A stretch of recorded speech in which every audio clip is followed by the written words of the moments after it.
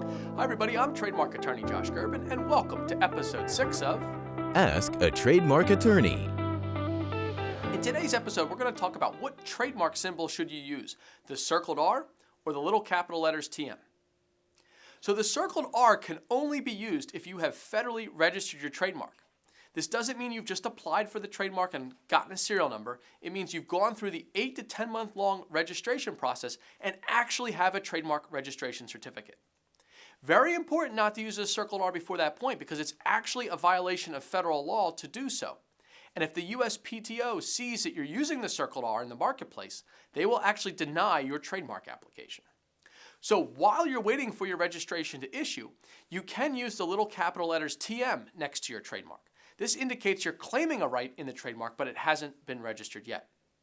You can also even use the TM symbol before you've ever filed for your trademark application.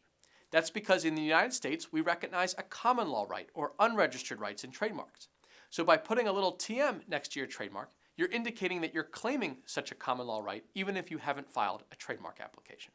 So I hope you found this helpful. If you have any further questions on what trademark symbol you should be using, please feel free to give us a call.